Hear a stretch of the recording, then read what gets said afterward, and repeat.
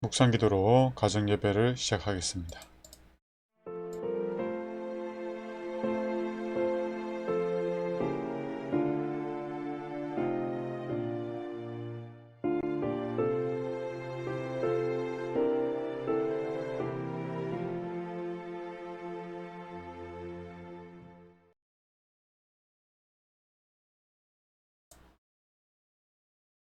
찬미가 178장 찬바람 부는 갈바리산 찬양하겠습니다.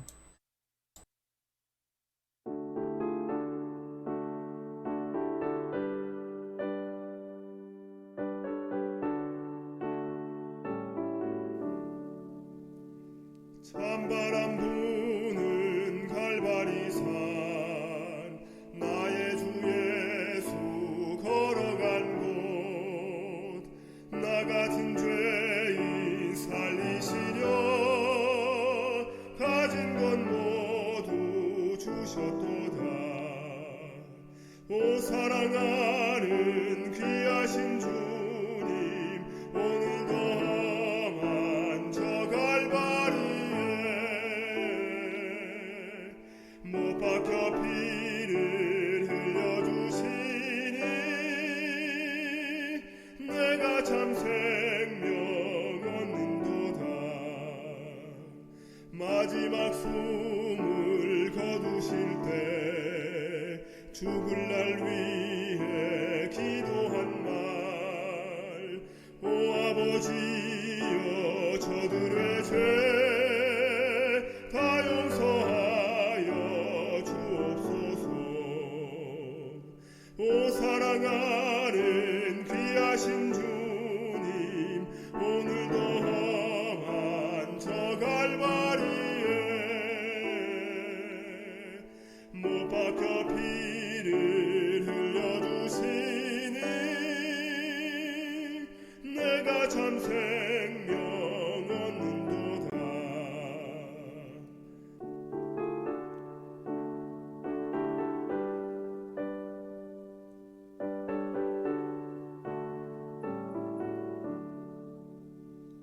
오 사랑하는 구주 예수 언제나 주를 바라보며 저 하늘까지 이르도록 영원히 주를 찬양하리.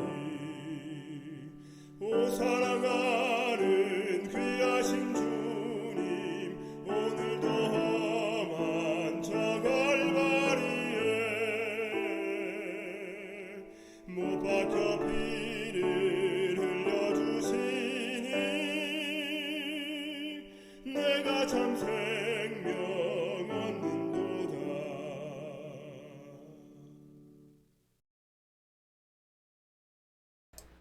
피 흘리는 희생제물 예수께서 큰 소리를 지르시고 숨지시니라.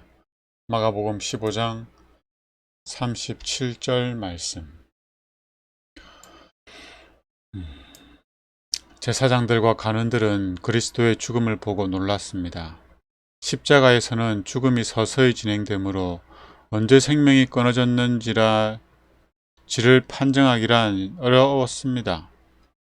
십자가에 못 박힌 사람이 6시간이 채 못 되어 죽었다는 이야기는 이전에 없었습니다. 제사장들은 예수님의 죽음을 확인하기로 했습니다. 그들의 요청으로 한 군사가 창으로 구주의 옆구리를 찔렀습니다.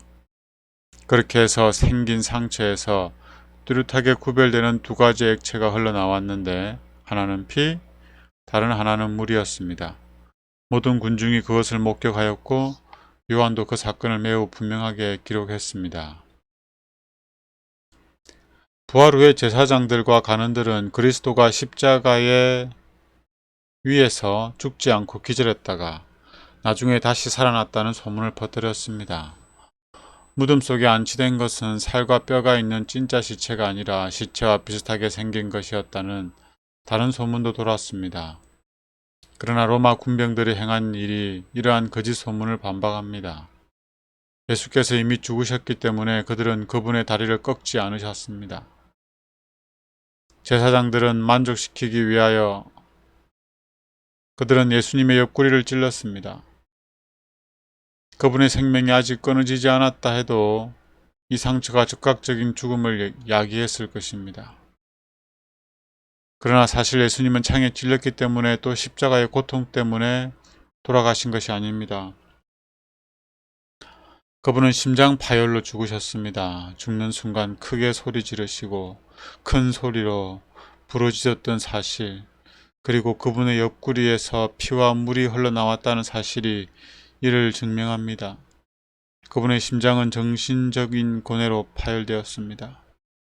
그분은 세상 죄로 인하여 죽임을 당하였습니다. 그리스도의 죽음으로 제자들의 희망은 사라졌습니다. 그들은 그분의 감겨진 눈꺼풀과 수그러진 머리와 피로 엉켜있는 머리카락과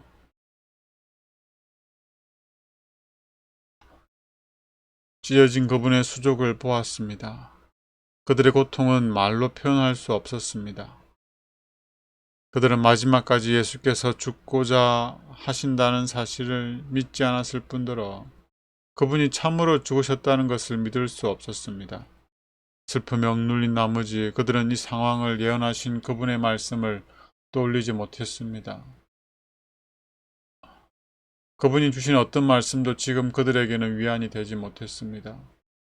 그들은 다만 십자가와 그 위에서 피 흘리는 희생 제물을 볼 뿐이었습니다. 미래는 암담하고 절망적으로 보였습니다. 예수님에 대한 그들의 믿음은 사라졌으나 그들이 지금처럼 주님을 사랑한 적은 일찍이 없었습니다. 그리고 그처럼 그분의 가치를 이해하고 그분의 임재가 필요함을 느낀 때는 이전에 없었습니다. 예수님이 인류의 모든 죄를 짊어지시고 십자가에 달려 죽으신 이 사건은 두 부류의 사람에게 두 다른 반응을 나타내게 했습니다. 예수님이 십자가에 달려 죽으신 이 사건, 그 어딜 봐도 신적 능력이나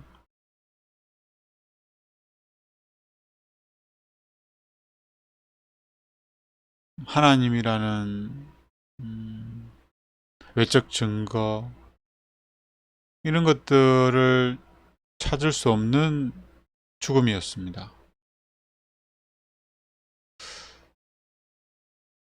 어떻게 보면 제자들은 예수님이 십자가에 달리지 않기를 바랬을 겁니다. 그런데 십자가에 달려 죽어가고 있는 모습을 볼 때 그들은 슬픔과 동시에 낙담되고 절망에 빠졌을 겁니다. 자신들이 모든 것을 걸고 쫓았던 그 메시아라고 생각됐던 예수 그리스도가, 예수님이 지금 죽어가고 있는 거죠.